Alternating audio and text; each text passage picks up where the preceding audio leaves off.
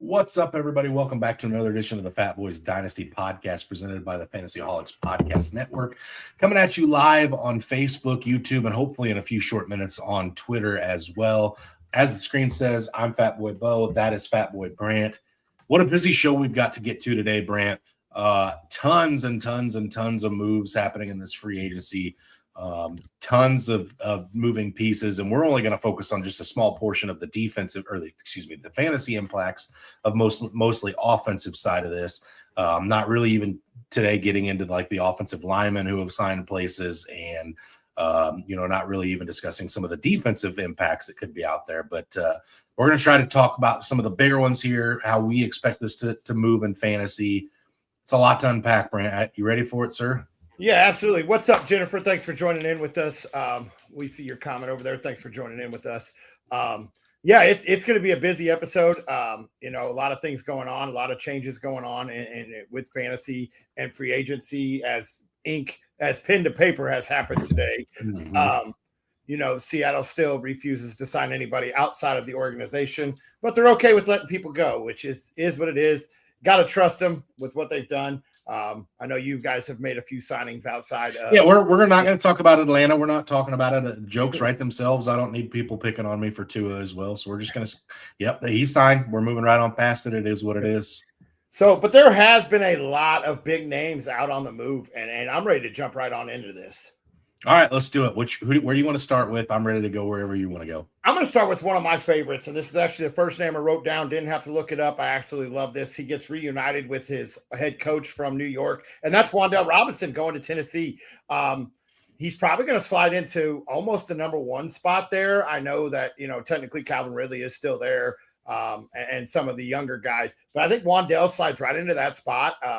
As long as him and Cam Ward develop a nice chemistry and connection throughout the offseason, Wandale could be finishing inside the top 20, and a guy that you're talking could easily creep into the top 15, top 10 by the end of the year. He's going to get peppered with targets. I know they've made some other signings on the defensive side of the ball, but we still don't know where that team is. We have to assume for right now, this is a team that's going to be playing from behind a lot and more focused on moving the ball. And Wandale goes over the middle. He goes deep. He'll catch the screen passes and make people miss. He's kind of a good fit for a young quarterback transitioning from the college game into the pros. Yeah, I agree with you completely, Brant. I think this is a huge move for not only Wandale Robinson, but also Cam Ward. They're gonna copaesthetically make each other better in fantasy. What better way to get a quarterback going than with short, easy targets? Wandale Robinson's kind of that king of that. Feels like a guy who's going to go in and have 7 to 12 targets a game potentially in Tennessee. I was shaking my head as you were talking about Calvin Ridley. He's a shell of his former self. We know aging wide receivers go to die in Tennessee. It just happened a little earlier for Calvin. But I definitely don't feel like Calvin's the true one at this point. He might be a decoy one, maybe.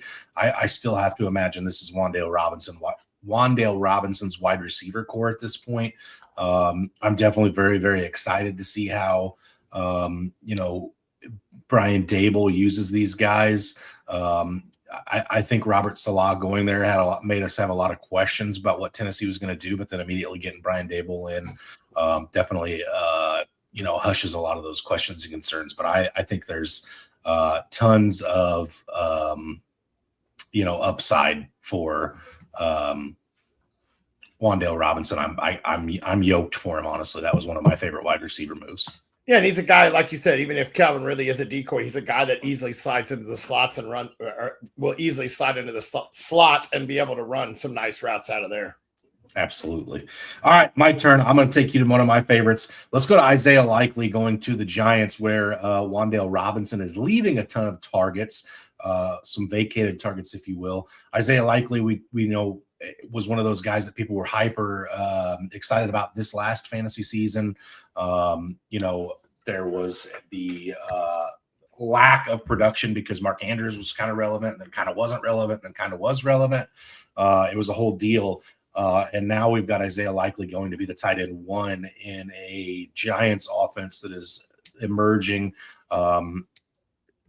Obviously following his former head coach and John Harbaugh over to the Giants, but I think this is big for Jackson Dart. I think this offense takes a huge step forward. In my mind, now that Wandale Robinson's out the door, should be the clear number 2 in targets behind Malik Neighbors. I think Isaiah Likely ends up potentially being a top 12 tight end on the season as the Giants' number 1 tight end. Yeah, absolutely. It's a great landing spot. Like you said, his head coach is going to know how to use him, and Harbaugh is going to move him around, use him the right way. We do know he is able to block and get out there, run slot routes, which, like you just alluded to, Wandale leaving opens a lot of targets. Malik may take a little bit of time to get back to 100% on the field. So I think this is, and we know in the tight end room for fantasy, the difference between 1 and 12 is always huge. This is a guy that you could be talking about in those top 3 tight ends because of how much volume could be there. Yeah, it's possible. So I absolutely love this landing spot. All right, take it away on the next one. Looking down the list. Let's go with one that may not be the biggest impact, but it is a good landing spot. And I think we kind of got a little clarification on it today as they did re-sign James Conner, but to a low contract. Let's talk about Tyler Allgier going to the Arizona Cardinals. This is a guy that I wanted to come to Seattle. And when I saw the contract, I go, really? We have all this money and we weren't willing to fork out this little bit of money. Let me put it that way. It's a lot of money to you and I. But we weren't able to fork out that money for Tyler Allgier. This guy doesn't miss a game. He doesn't fumble the ball. He's shown potential to be a workhorse as, in Atlanta prior to Bijan. This is a guy that gets his prove it time and is probably going to be the one, and the cool thing is everybody was, oh, it's Trey Benson's backfield. It's all of a sudden going to be just Trey Benson. And then we go out, we sign Allgier. We're going to go ahead and re-sign Conner. I think it's Tyler Allgier's time. And I think that this whole offense, this whole team is going to be changed. As you just saw today, they released their quarterback. They're going to keep Brissett. Which they're going to use the run game because that's going to open up the ability for Brissett to really push the ball down the field as well. And I think Allgier is just the guy to do it. He does almost everything. I mean, he's willing to, go outside, go inside. He gets 5-6 yards per carry, and he can also just bulldoze you over, to get that 1 yard. I love this spot for Allgier. I think that you're going to be talking about this guy being for right now, I'm going to temper my expectations, but I think this is going to be a guy you're talking about an RB3 to a low-end RB2 right now. Now, things could change, but right now, this is where I'm looking at him. Yeah, and again, obviously, we talked about this on the running back episode last week. First of all, what's up, Jamie? Thanks for tuning in and hanging out with us. We see you hanging out here. I think it's interesting, right? Because Allgier, I was talking about, could be one of the better backs in this free agency class, and then he goes and does go end up in Arizona, which is kind of immediately one of those like, why would you do that? And obviously, I'm still kind of scratching my head, but I think there's going to be a lot of volume for Tyler Allgier. I really do. I think this is going to be a team that's trying to find their identity. Head coach Mike LaFleur, coming from the Sean McVay system, he's going to run the ball. We've seen them do that even with Matt Stafford there in LA. They run the ball a decent amount. I think you're going to see a lot of running the ball between both James Conner, probably Trey Benson, and the bulk of it being Tyler Allgier. The landing spot for me isn't the worst thing. I think the touchdown upside would have been better if he goes to a place where the offense is more capable of putting points on the board. I guess it's kind of hard to discount a team that does have, Marvin Harrison, and it does have Trey McBride. But yeah, I do like this move for Allgier. I just don't think it was necessarily the best spot for him, but hard to be upset with a guy going from behind Bijan to potentially sharing a backfield with James Conner. Yeah, absolutely. Absolutely. All right, let's see. Where do I want to go? How about we stay with the running back position and we talk about Rico Dowdle to the Steelers. I know we'll talk about the former Steeler running back here in a little while as well. Rico Dowdle does sign with the Steelers, probably one of the murkier running back rooms in football at this point. Obviously, I don't know about Brant. I won't put words in your mouth, but I'm still not necessarily ready to give up completely on Kaleb Johnson. We do have Jaylen Warren coming off of a career year there as well. Kenneth Gainwell did as well, obviously exited. And then now Rico Dowdle came in after some really, really great games in Carolina and then some other games. It's definitely going to be really interesting to see how this offense shakes out. Who's the guy in Pittsburgh? Obviously, we've got Mike McCarthy back in the NFL in Pittsburgh now, no longer Mike Tomlin. So we really don't know what to expect there. We don't have any idea who the quarterback's going to be. It's either going to be Kirk Cousins. Is it going to be Kyler Murray? Is it going to be Rodgers coming back? We really have no idea what's going to happen there yet. So this one's one of them to me that I'm still jury's out. Again, for Rico, I think Rico's good enough that running back that I'd like to have seen him go someplace without a guy like Jaylen Warren, because I think he could have been more of the guy. Like Seattle for Rico would have been amazing in my mind. Don't know how I feel about his landing spot in Pittsburgh. I think I'm tampering expectations right now. I don't want to sell him, and I'm not trying to buy him. If I've got him, I'm holding him. If I don't have him, I'm not pursuing. But jury's definitely still out on that one for me. Yeah, I think they wanted to go out and they wanted to find an actual running back. They had a lot of pass catchers in Gainwell and Warren, but they did do just fine. Actually exceeded a lot of expectations of running the ball and catching. But like you alluded to, Gainwell's out the door. I'm actually going to bring that one up next, but I'm going to finish talking about Rico first.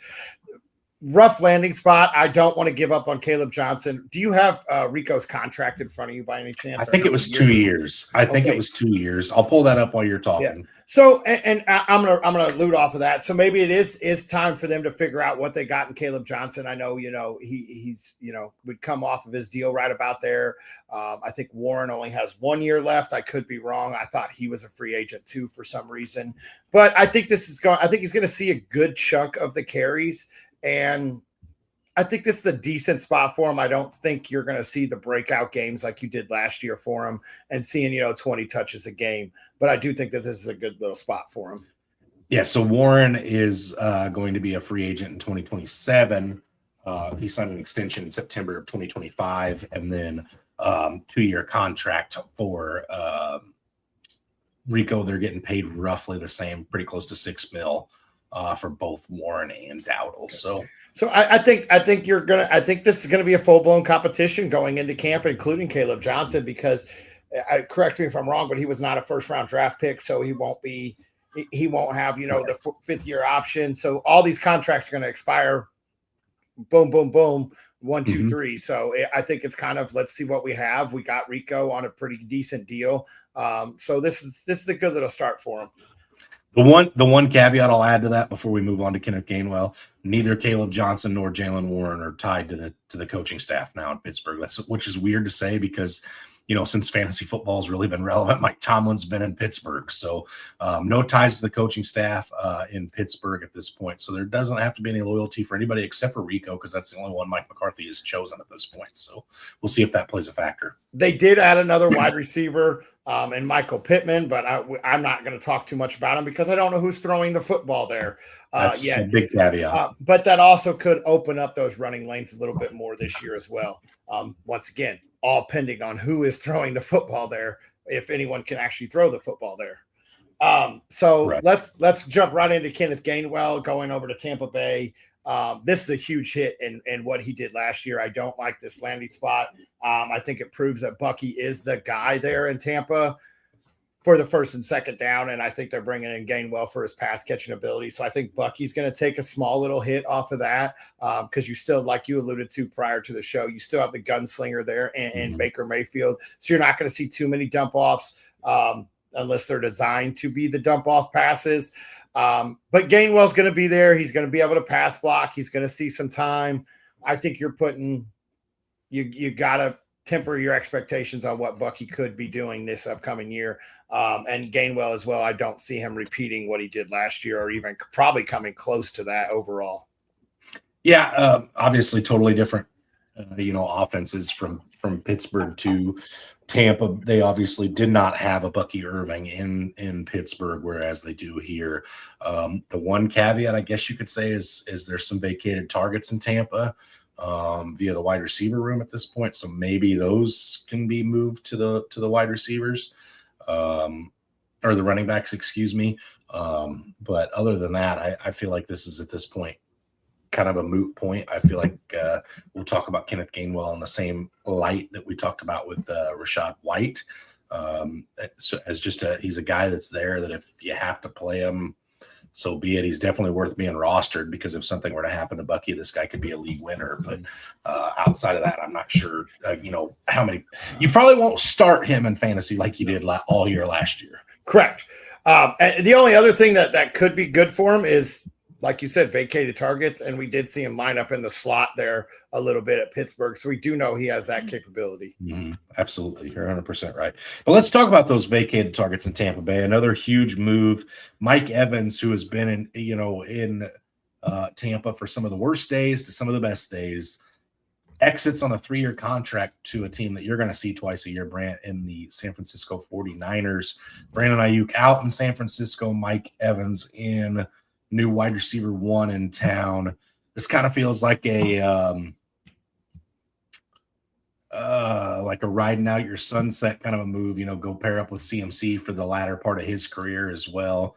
What are your thoughts on Mike Evans? Is he still got wide receiver 1 week in and week out, or is he going to be a sometimes wide receiver 1 for fantasy and sometimes wide receiver 6? By the Shanahan offense, I think he's sometimes wide receiver 1, sometimes wide receiver 6. He doesn't he will spread the ball out quite a bit. And Pearsall is still there as well. And CMC is still there. Kittle's still there. They just re-signed Tonges, to a I think 2-year contract as well. So they're keeping the core there outside. They're really keeping last year's core there and adding Evans in. So there's probably not a whole lot of vacated targets coming out of that team. Mm-hmm. Mike Evans, I think, is coming in, and I hope he can stay healthy. Juwan Jennings is gone. Juwan Jennings has not signed anywhere, correct? So as of right now, he is off the roster. So that will be the vacated target. Yes, Mike Evans will probably command the most targets on that team, I would have said. Yes. Assume probably right. Okay. Yeah. If he doesn't, he would be a very close second to CMC. Excuse me. But yeah, no, I think this is a chance as long as he stays healthy and moves on. As long as he can stay healthy, this is a team that the offense is there, the defense is there. They are a team that's going to compete week in and week out. I hate saying that, it being San Francisco, but you got to do something. And I think adding a true wide receiver 1 is a good start. Jennifer asks, how do you feel about Pearsall now? I love it because no longer a defense is going to respect Mike Evans, regardless if he went last week with 0 catches and 0 yards. The next week, he's still going to have to be respected, and that's going to open it up the field for Pearsall. So I absolutely love this. I don't know how you boost CMC, but it also is probably going to boost him a little bit too because the running lanes will be more open this year. But yeah, I think this is a great thing for Pearsall. I think you'll be talking about him every week as a flex start. Yeah, I think this is huge for Pearsall. Like Brant said, you're not seeing the opposing defense's number 1 corner, probably not getting safety cheated or help cheating to your side. He's definitely going to not be an afterthought, but he's not going to be a primary focus for this defense. When you got to contend with Mike Evans, Christian McCaffrey at some point in the season, George Kittle, Ricky Pearsall should see a lot of very nice targets. He won't get a lot of targets, but the targets he gets are going to be very, very good. Just on the simple fact that there won't be a ton of defense paying attention to him. So yeah, I think for Pearsall, this is good. Jennifer does say that she does agree with that. So glad to see we're all on the same page there. I will add too, I almost want to say it feels like we have to start talking about Brock Purdy as a top 10 option in fantasy at this point. When you talk about weapons to throw to, does it get better than CMC, Mike Evans, and George Kittle? No, it doesn't. When all 3 of them are on the field, that team is going to be scary. Brock Purdy's going to be scary because if you somehow do cover him up, Brock Purdy's going to scramble for 5 to 10 yards.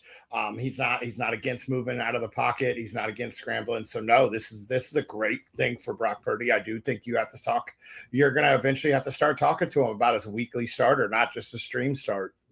Mm-hmm. I agree. All right, Brant, where are we going next? If you have Purdy as a QB2 and super flexes, you're probably licking your chops right now. Very much. Let's go back to let's go over to another wide receiver that I think is going into an offense that he very well could demand being wide receiver 1 as Stephon Diggs is out the door, and that's Romeo Doubs with the Patriots. I I think this is a good move for him. It's a chance to show off that you can be a wide receiver one. I know at times in Green Bay, he was the wide receiver one, but can we really say they had a wide receiver one on the field? Because 1 week it would have been him. The next week it would have been Reed. Mm-hmm. The next week it would have been whatever random tight end they trotted out that week. But I think this is a chance for him to show how consistent he can be week in and week out. And he can be one of those top 15, top 20 wide receivers in the NFL overall. Don't know how his fantasy value is going to be a top 15 wide receiver with the fact that they do like to pound the ball quite a bit. And Drake May is not against using his legs as well. I think this opens up the run lanes for the running backs more. And I think this is a good fit for Romeo because they kept Booty on the roster as well. So I think this is going to be a good addition for him.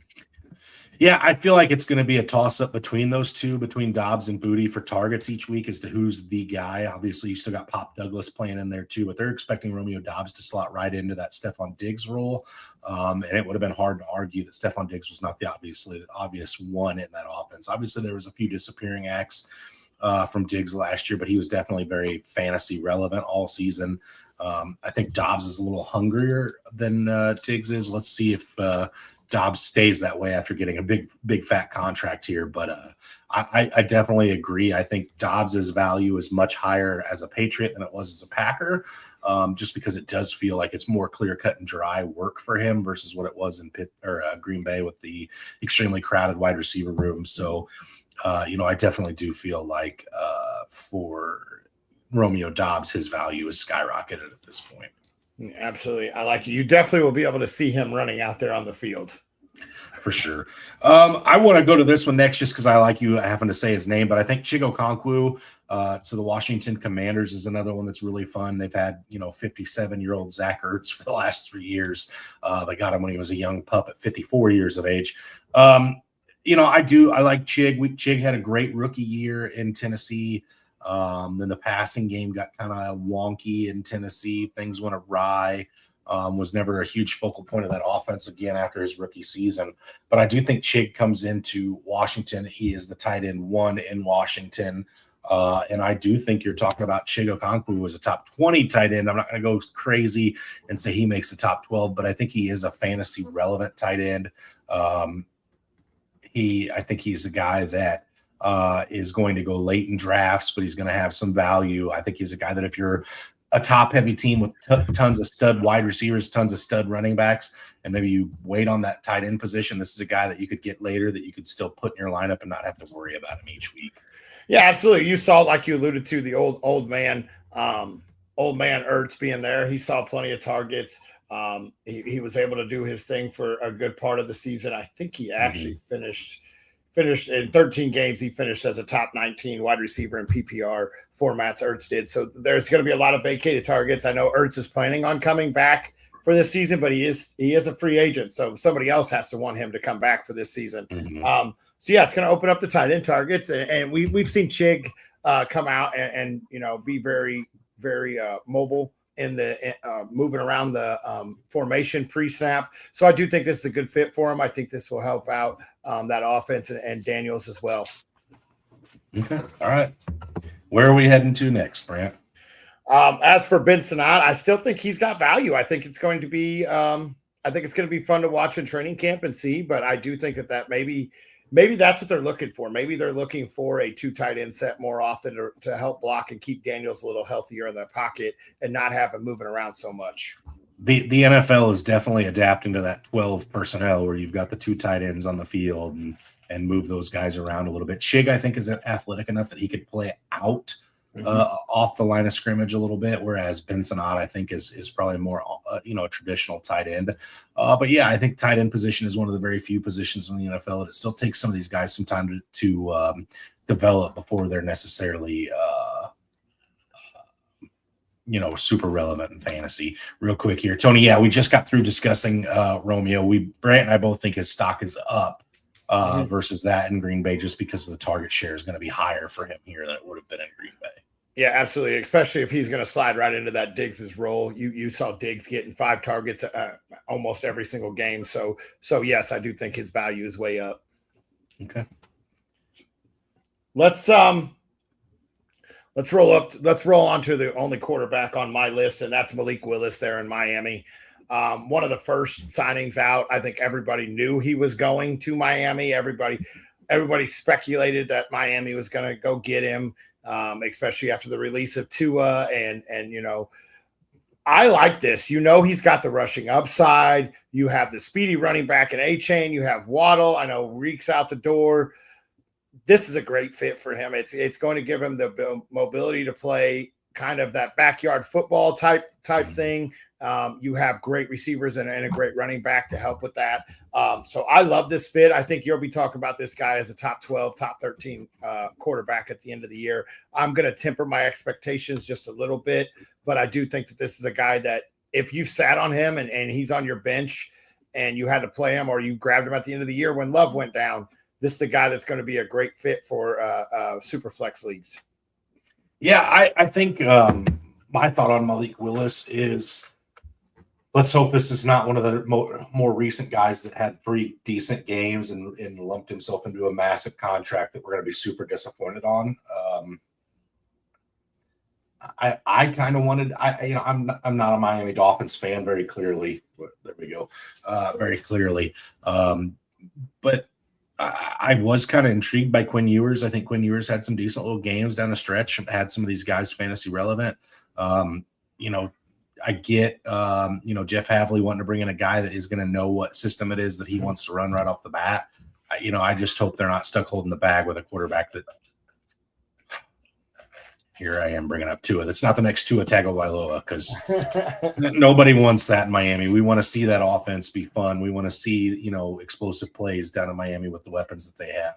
So for everything's sake, I'm hoping Malik Willis is that guy. I do think my expectations for him are somewhere in the top 20, just because he does have that Konami code, as you like to talk about. But I'm not so sure I'm willing to put him in front of a lot of other guys yet, just because I want to see what he looks like as the guy for a full calendar year. Absolutely. All right, I'm going to stick with the quarterback and stay in the same division. I know this isn't one that you wanted to necessarily bring up. I'm in on Geno Smith back to the Jets. I really am.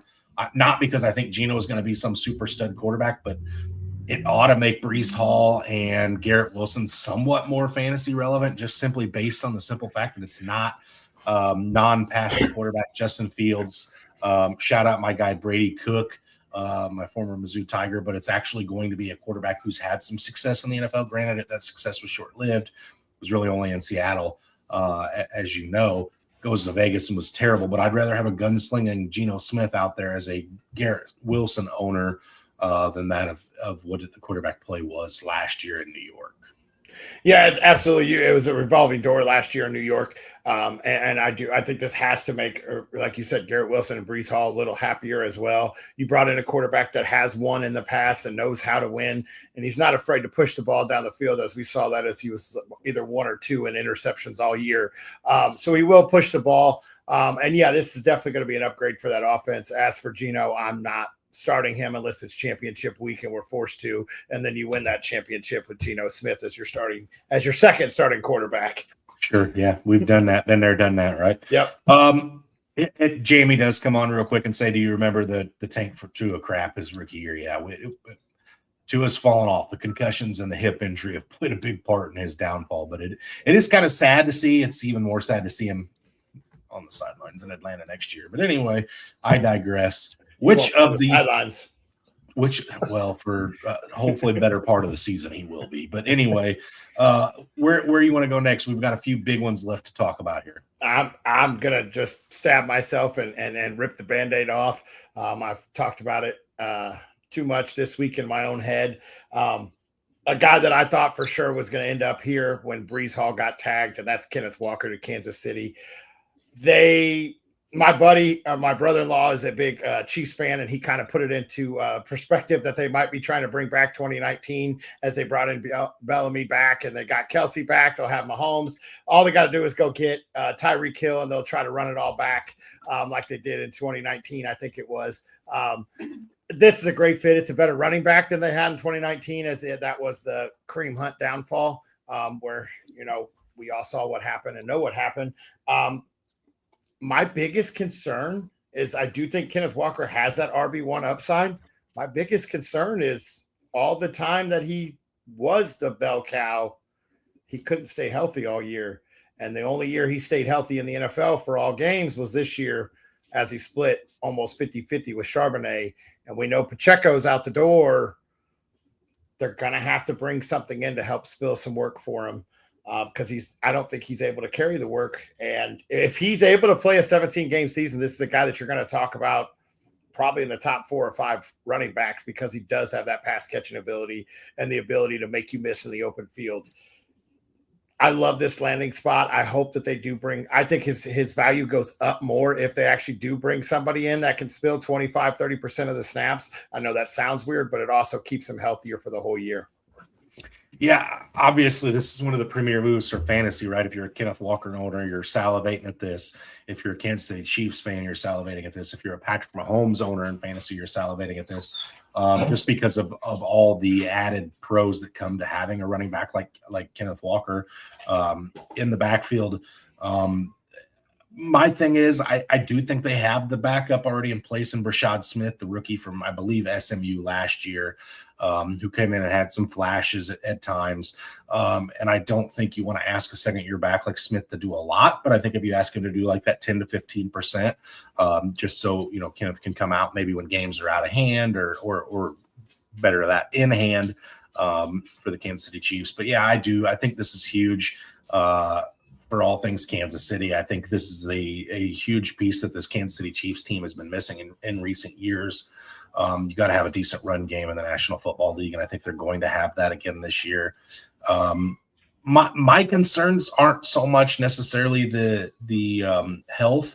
It's what does the pecking order look like? Obviously, the running game is going to be important, but how important is it when you have a guy of Patrick Mahomes' skill set to have a huge running game? How many carries are we getting? How much is Patrick Mahomes just going to be chucking the ball? I know we don't typically see Pat throw 40 or 50 passes in the National Football League, but my concern is just that is Kenneth Walker going to see the same amount of volume he saw in Seattle, or will Patrick be doing Patrick things? Yeah, absolutely. All right, let's go to the last one I've got on my paper. The other biggest piece of fantasy at this point, there are still some pretty big wide receiver names out on the market, but Travis Etienne goes from the Jacksonville Jaguars to the New Orleans Saints. Again, as a Travis Etienne owner, this has got to be one of those places that you're like, yeah, I'm all for it. I will say begrudgingly as a Falcons fan, I don't know how the Saints managed to keep spending money they don't have. But they do. And now they have a very solid running back in to kind of just pass the baton from Alvin Kamara to Travis Etienne. Obviously, we saw the fall off of Alvin Kamara a little bit last year, but I think this is a big year for Etienne and the Saints. Yeah, I absolutely love this signing. He's going back home, as a lot of people alluded to when he did sign. I do think the numbers in that contract had a lot to do with him coming home. But I love this spot. It scares me a little bit with Kamara still being on the roster. I don't think this is going to be a good sign for Kendre Miller or Neal there. So I do like this spot, and I do expect him to move on from Kamara. I know he threatened to retire if he got traded last year, and if he still feels that way, then this might be the end of Kamara's career. But I do think that Etienne's going to slide right into a nice role there, and he's still going to finish inside the top 15 in my mind. Salary caps are fake. I completely agree. I will say this, and we'll revisit this later, Brent, so go ahead and write this down, put the date, the time, all that good stuff next to it. I don't see Travis Etienne having a better season than he had last year. I think the offense in Jacksonville was much better than the offense is going to be in New Orleans. I think Liam Cohen is light years ahead of Kellen Moore as a play caller, as a game managing coach, whatever the case may be. I think Trevor Lawrence is obviously the light years ahead of Tyler Shuck.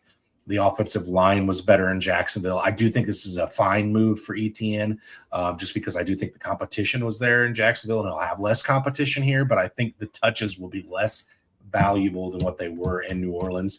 I think he falls outside of the top 15, inside that 15 to 20 range. Some places is a very comfortable spot for me. I just think that New Orleans is going to still not. They're going to be better than the Falcons because everybody will be when you have two on the team. You know, you're not going to expect much. But as far as going out and winning a ton of football games and just pounding the rock every single week, that's not going to be the New Orleans Saints, I don't think. So my expectations are not down on ETN, but I'm not raising my thoughts on ETN. I think he's going to be a guy that's somewhere anywhere from 12 to 20, and I'm going to be like, yep, that was kind of what I expected from him. Okay. All right, absolutely. This is I agree with you in the quarterback situation and everything else there. Jacksonville had a great year last year, and he was a big part of it. Now he's got to learn how to play with a different quarterback than he's played with for the last 8 years, I think. Something like that. So it's going to be a little different. I do think, like I said, I think he finishes as a top 15 back. And you're probably right.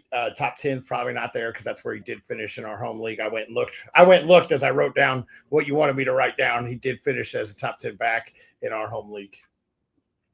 Yeah. I will mention this really quick as well.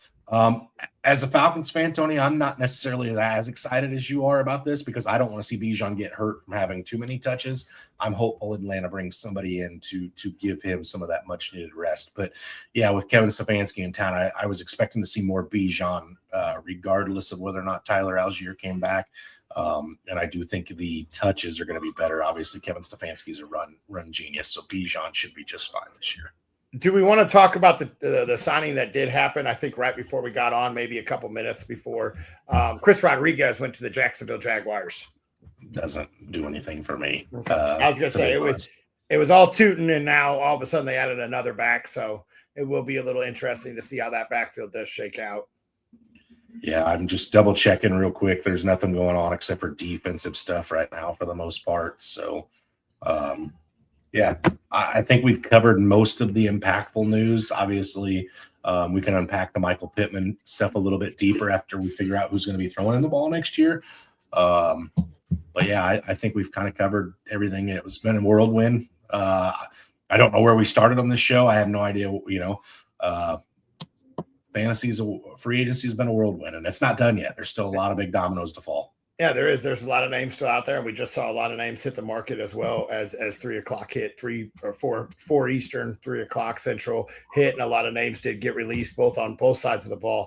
And some guys got tendered you weren't expecting. Bobo got tendered in Seattle. Just wanted to make sure I got that in there. I know they weren't going to, but Bobo's staying in Seattle. So I think that does do it for us. As always, stay hungry. Stay